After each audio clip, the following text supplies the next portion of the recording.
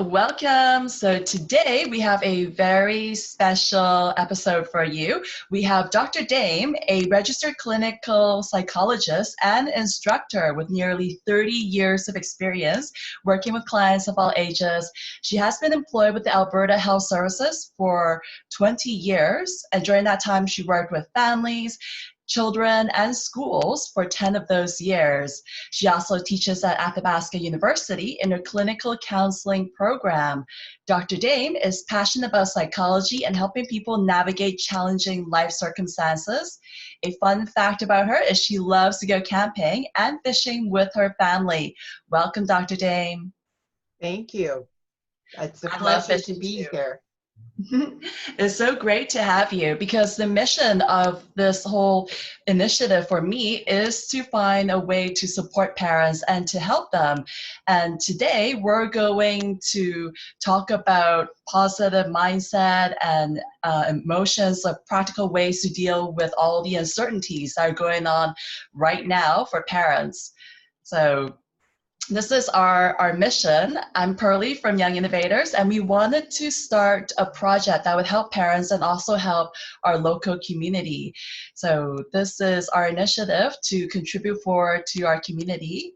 Now, Dr. Dame, for our first question today is all about managing emotions. So what are the best coping skills right now at this time to help with emotions so that parents aren't affected, too much and they're not overwhelming their family with their emotions and stress and anxiety? Well, I think this is an interesting question at any time, not just these days. But right now, there's more stress and anxiety than ever. And so I think primarily there's two things for parents to keep in mind. So these are, what are the ages of their children and what is it necessary for them to know? So one of the things that easily overwhelms children is when we give them information that's above their age level. So generally, I think therapists would advise parents not to discuss their adult worries in front of their children or with their children. So this would be considered a boundary violation, and it can invite children to become involved in or worried about problems that are really not either in their control or that they have no influence over. Okay, so there are times, however, when family issues need to be addressed. So in the current COVID-19 environment, when everybody is at home, even young children are going to notice if there's been a change. They're going to notice if mom or dad are home more than usual. So the goal is to provide them with information without triggering fear in the child. So for very young children, it might be enough just to say something like, right now, we all get to spend more time together. You won't go to daycare and mommy and daddy will be at home with you. Won't that be fun? Small children don't need to know about parental worries, about bills, about illnesses, and etc. Because really their whole world is just taken up with, do I have food? Do I have toys to play with? Do we have to move? Things like that. Really, really basic. So for really small kids, so these are kids that are like in your preschool, your kindergarten, maybe even into your grades 1 and 2. I think for elementary age children, they're more aware of the relationship between work and money. And they might express worry about how mom or dad not going to work is going to affect the family. But mostly, however, they just need to be reassured that mom and dad will continue to look after everything. And that the life changes that are going to come up are going to be subjected to ongoing debate. about how is the best way to handle this, and you're going to see a lot of that in the news. So parents may wish to protect their elementary age children from the news, and I've heard whatnot, that which, before too. yeah, which is really challenging, right? Because as adults, we want to see, every day we want to know the update and all of that, and we listen to the experts arguing the different things. But for Yeah. children, that could just be confusing. Right. So we want to protect them from that. They're also, you'll also want to refrain from discussing any financial worries with the children in hearing of it. You don't want them to overhear you having a conversation about how you're worried about how you're going to pay the mortgage. You don't want them to hear that, because that's an invitation for them to take on your worry. Okay, well, what Okay. about discussing, like these days, financial literacy from a young age is all the rage. So, what about discussing finances with children? In your professional opinion, is that a good idea? Like, not the worries, but just, like general balancing, having a budget, getting your elementary age child to be like a financial officer of the household and buying toys. Would you recommend something like that at a young age? Well, that's financial literacy is not the same thing as parents discussing their financial calamity. Okay. Right. Yeah. So financial literacy is about teaching children about being responsible with money, and Mhm. I'm all in favor of that. But I'm not in favor of downloading financial stresses onto children, Okay. especially elementary age children. But if Yeah. the children are experiencing like big changes in their life for financial reasons, then it's okay to say something like, we're being a little more careful with our money these days. Yeah. You can return to your dance lessons when things improve. In the meantime, we can practice what you've already learned. Okay. So you're acknowledging that there's been a change, but you're not catastrophizing the problem. Right. Okay. Okay. So, and then with older children, so with adolescents, you've got, your junior high and your high school age kids, Mhm. they may need some reassurance that the situation is temporary. Again, they don't need to hear the adult discussion about worries and fears, but they can be part of planning for how the family is going to negotiate the challenges. So, for example, in a family meeting, parents might say something like, we will all need to be careful with our spending right now. Sometimes when you ask for things, mom and dad will have to say no. Or we will need to give up some things temporarily. What do you think you could go without until dad gets back to work? Mhm.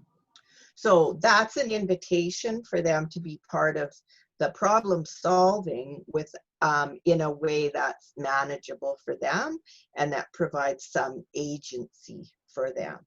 So I think ultimately the key is to not invite the children to share the parents' worries, and to invite them to consider how the family will make the best of the situation that they're currently in. Okay. Good strategies. Well, what about balancing keeping the children safe and remaining safe while not getting overwhelmed? Another parent wrote this question: how to decrease anxiety and balance remaining safe and not getting overwhelmed with fear and all the uncertainty that's going around. Okay, well, I mean, I think that is, um, this is an excellent question, right? Because we all experience emotions, we all experience them differently, and our children, regardless of their age, are very aware of our emotions. So even if they don't understand why we're having them or whatever, they know if mommy's upset, they know if they're worried, and they can sense if there's something in the background that's troubling. So this is the time when parents need to practice really good emotional self-management strategies. Okay. Um, so I think the first thing is to think about the ways in which you can exercise self-control. Okay. So the quickest way to deal with being overwhelmed is to take a few deep breaths. So this gives us a few moments to think about what it is we want to share with our children and what we don't want to share with them, and how we can protect them from anxiety and worry. The other thing I think that's important is for parents to take good care of themselves. So this is a time when you need to rely on your own adult support network to listen to your worries and concerns. You need to be kind to yourself. You might want to take a bubble bath, go for a walk, do something fun, read a good book when you're feeling a little bit like you're not sure where you're at emotionally, so that you don't download that onto your kids. Um, and I think it's important to reassure kids. And like I said previously, think about their age and their stage of development, and then what is it they can handle uh, given those things. Right. So I think it's absolutely important that parents take care of themselves as well. And it's really hard at this time with all these worries and stressful things going around.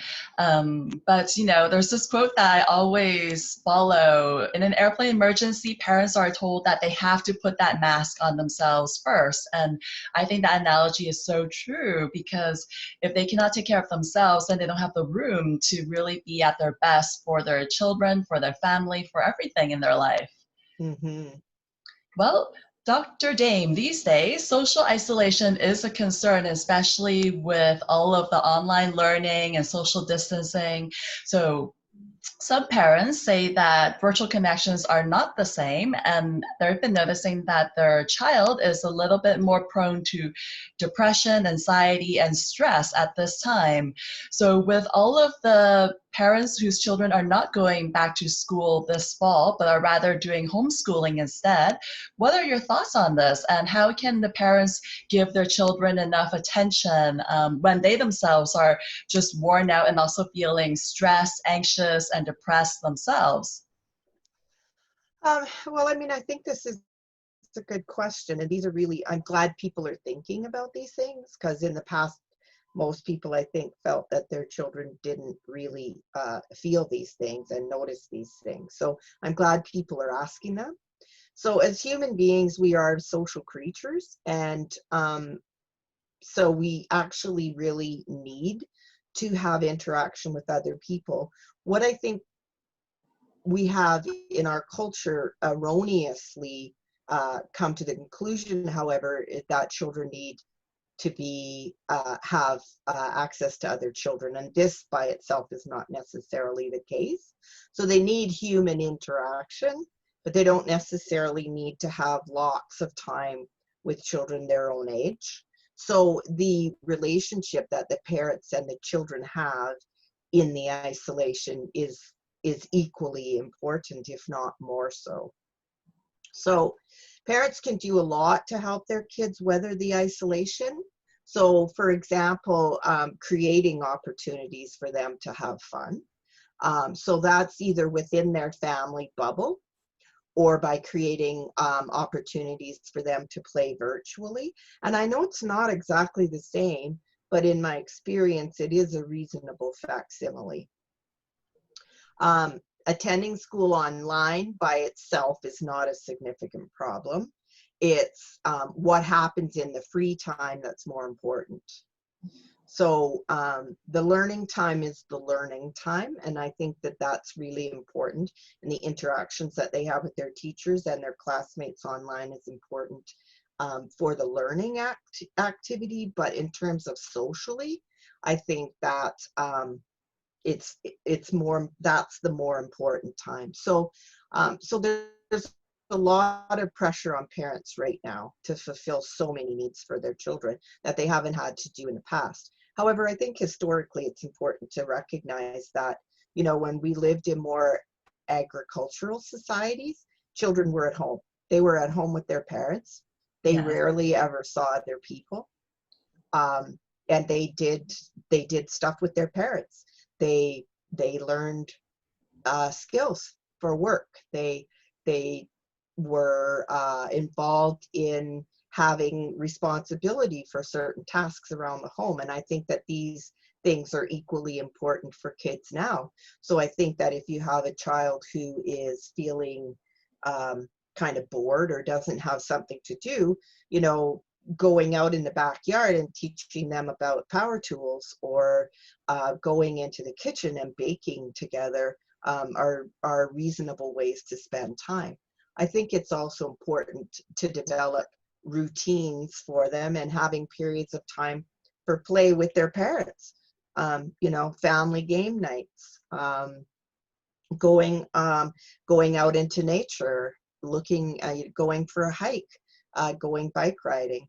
Um, I think those are all really reasonable ways to establish meaningful connection with your children. And I think this is especially true for adolescents. Well, Dr. Dame, you bring up a really good point that in the past, we didn't have all the distractions that we have now. We didn't have social media. A lot of parents have mentioned to me that they think their kids are now addicted to computer games. So that's probably an exaggeration, not truly addicted, but the parents are concerned about the amount of time that their child is spending on computer games or on their cell phones.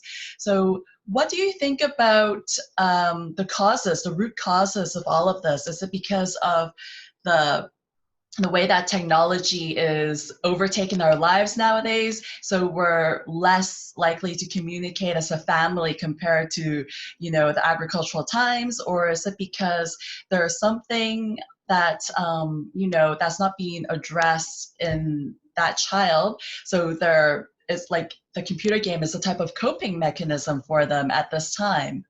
What are your thoughts on that? Well, I think back over time how all new things are embraced by the younger generation and looked upon with suspicion by the older generation. So we are a technological society, and we have wholeheartedly embraced technology.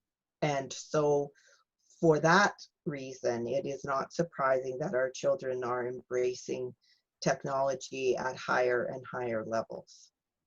So that being said, I see that sort of embracing of that is a normal function.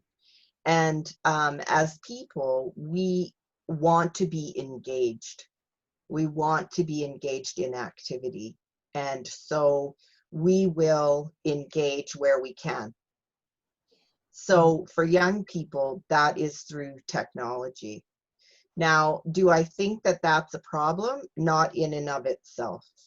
Where I think it's a problem is when technology becomes a substitute for other activities, and where there starts to be less and less variety of activities that we're engaged in. And so if as parents we're concerned that our children are spending too much time with technology, then we need to look at how is it that we interface with our children? What opportunities do we offer to them to not be involved with technology? How do we encourage them to do other things? What routines do we set up for them in their lives that encourage them to move forward? But if a child has to be on technology all day to do classes, and then that's all they do in their downtime too, it's going to seem like that's all they're doing. But if we're not offering them other opportunities, we can't really know for sure whether they're having a problem with it or not. Right. Okay, so we've discussed the strategies for managing emotions. Now let's get to the parents' questions about developing resilience and grit in their children and family. So one mom asked about the most practical and effective tools to develop resilience and grit in her children, and also as a family during this time. What are your thoughts on that, Dr. Dame? Well, I think reassurance can help in the short term, but I think that it's important that we have expectations of our children, that they're going to persevere and that they're going to move through struggles and adversity. So we need to model resilience to our children.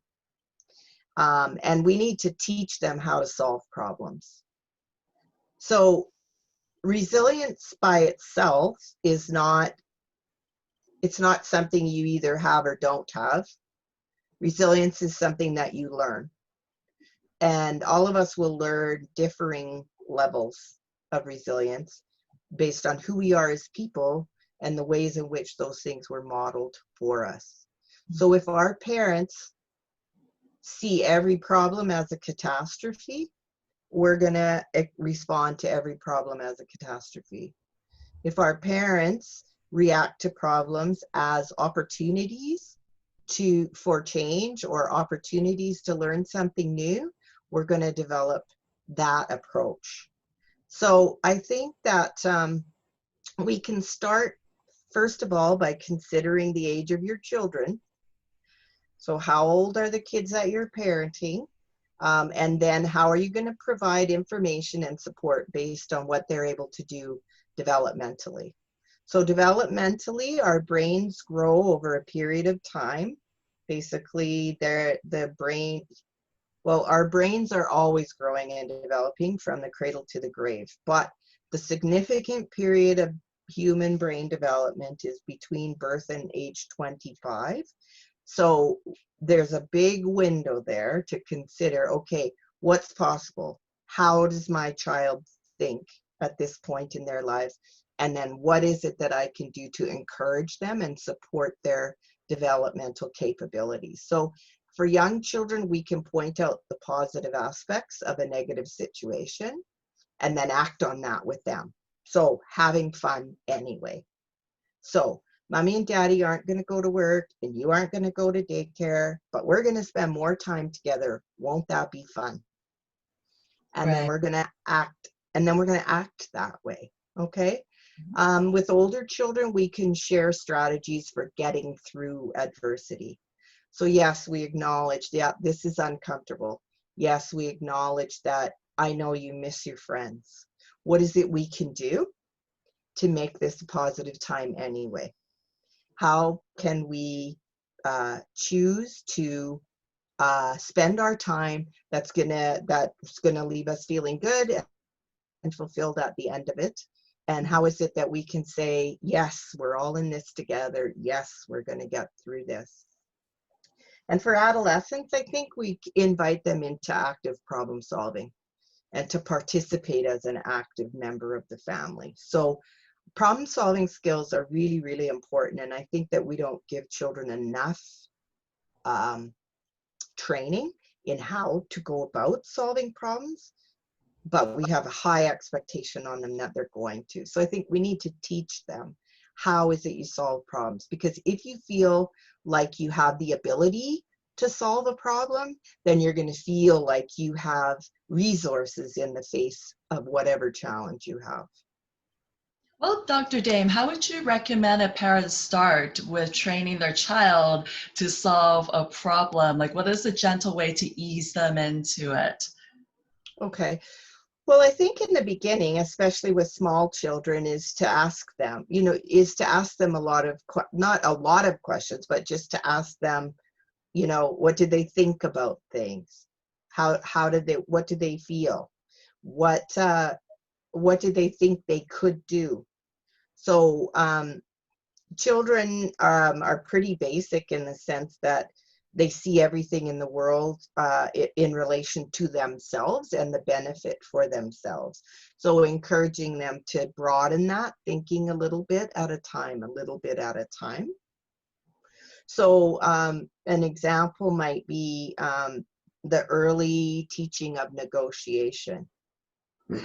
Okay, so both kids want the same toy, but can we think of how we can solve this? How about if you let Jimmy play with this toy for now, and in a little while, then you and him can trade. What other toy would you like to play with until it's your turn? Like those kinds of because those are basic problem solving strategies. Yes, I've heard from one parent that she negotiates with her son about screen time. So if he does the chores on time, then he gets screen time, extra screen time in increments of 10 minutes on top of the 2 hours that he's allowed every day. But Hmm. that's outside of school, though. That's outside of online Yeah, learning. So it's like pure screen time for him for fun. right. So I think the other thing parents can do is make sure that they also have good problem solving strategies. And to, I mean, you can Google problem solving. There's a little 5-step kind of rubric for how to solve problems. And I think that it's useful as adults, because sometimes as adults, we don't have good problem solving strategies either.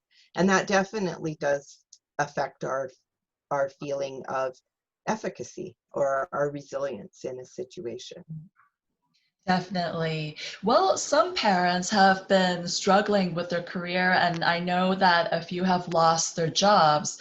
So, if a parent has lost a job, what are some tips and strategies to keep the children feeling normal and not having that affect them? Because I know the parent doesn't want to show how stressed and overwhelmed they are, but it's a very serious thing when they're struggling with financial worries. So, what are some tips to keep the kids feeling normal at this time? Well, again, it's about developmental age, and we did talk a little bit about that earlier. So always considering the child's age and what it is they need to be party to. Children don't necessarily have to know that you've lost your job, so depending on their age. And I think with older children, they just need reassurance that you're going to do what's necessary to look after them, and they don't need to worry about it. But we may have to tighten our belt a little during this time until I find another job or something like that. So I think too, like as parents, if we don't feel very resilient ourselves, then losing a job could become a catastrophe for us. So if we're feeling completely overwhelmed by that, and if we're feeling like we don't have the resources to manage it, that becomes really challenging for our children. So in those cases, then we need to call on our adult support network or talk to a therapist or a counselor or a financial planner or somebody who can help us develop better problem solving skills and better management of our own distress in that way. Okay. Well, Dr. Dane, what are your tips on maintaining boundaries at home? Because now that we're all working from home, sometimes when parents have smaller children, they do like to get into the office and to try to get attention from their parents. So with children around all the time, how can you minimize some of the downfalls of working from home? Right. So the I think first of all, managing a work schedule and children is a humongous feat of organization, first and foremost. And I think too that we can't be under the illusion that we're going to be able to work at home the same way we work in the office. We can't do it. It's not possible. So if we have that expectation of ourselves or our employers have that expectation of us, it's going to be a bit of a recipe for disaster. Okay? Because first of all, when we're at home, our demands call us at any given minute. So I think it's important, first of all, to have a reasonable idea of what it's going to involve what are the periods of time that I need to spend with my children and my family? What are the periods of times that I need to spend at work? And then what supports can I have in place for that? So I think this is, for two-parent families, they have to negotiate when they're going to work, especially if they're both working from home. They have to negotiate, okay, what are my work hours? What are your work hours? Who's looking after the children while you're at work? Who's looking after the children while I'm at work? And organizing that. I think also that calling in the natural supports that we have. So maybe it's grandparents. And I know for some people, it's been really challenging, and they've actually had to have other family members move in and be part of their bubble just to make this possible. Now that daycares are open again, I think that has taken some stress off parents, but maybe not completely, because of course then they're worried about infection. So it's that delicate balancing of all of those things, and it's challenging the expectation of the typical corporate environment for that. But I think too, like dividing up your tasks into manageable chunks is important. And sort of figuring out, okay, what needs that do the children have that have to be done now? What needs can wait? What are the children going to be doing if I do have to attend a meeting when they're at home? Are they old enough to look after themselves for an hour or not? All of these things. And then just being really generous with each other in terms of all of the competing demands that people have. Right. So it's very important at this time to be kind to yourself too as a parent. Well, we have one last question from our parents, and this one, I feel like you've answered it partially already, and it's about prioritizing and time management. So this parent wrote that there's way too much time, and yet at the same time, not enough to do everything that needs to be done at home. So they're also feeling very overwhelmed, and that their mental health has been affected at this time. What are some tips and strategies to cope with this feeling that there's too much time and yet they're not doing enough? Right.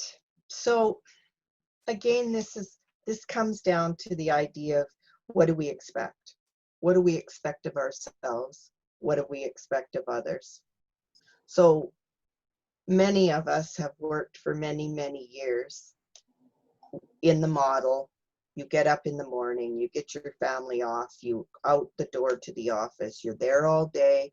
Occasionally you might get a call from one of your children or something, but mostly you can just concentrate on that. And at the end of the day, you come home and then you focus on your responsibilities that you have at home. And we're so used to that model that we actually think that that's normal and that's the only way to do it. And I think this comes out of like even the 50s, when there was such a separation between family and work. But the reality is that for many centuries, that's not how the world was organized, and that people worked much more organically. And so we need to reorganize our thoughts, first of all, about what's reasonable and what can we expect. And then we need to minimize or get rid of like unrealistic expectations on ourselves about everything, about how much time do we spend with our kids, how much time do we spend working, how clean do things have to be, how organized do things have to be, and what's okay and what's comfortable.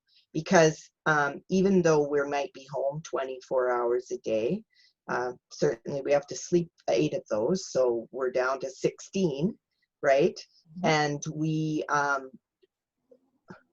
need to figure out how it is we're going to spend those hours.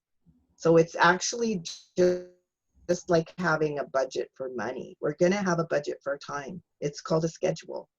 And we have to figure out what things are important, what are the most important, what are the less important, and how are we going to organize that so that we can meet the demands that we have. Yeah, I have that every week. I plan it out in my Yeah. day planner. I've been told that I'm very old school for having an actual day planner and agenda as opposed to having it all on my phone. It is. We're old school like that. Yeah.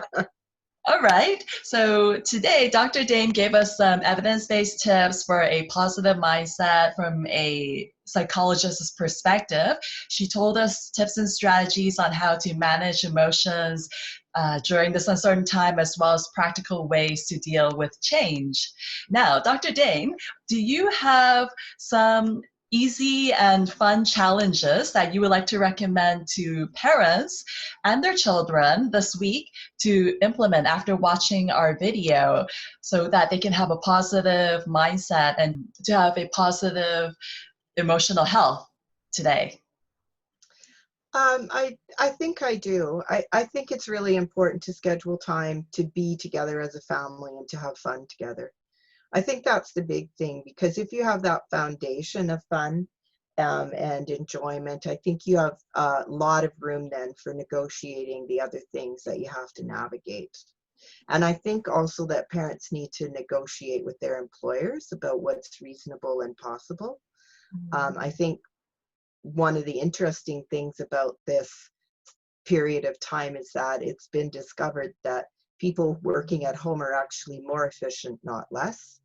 And they're able to get things done in shorter amounts of time, which leaves them available to do the things that they need to do in their families.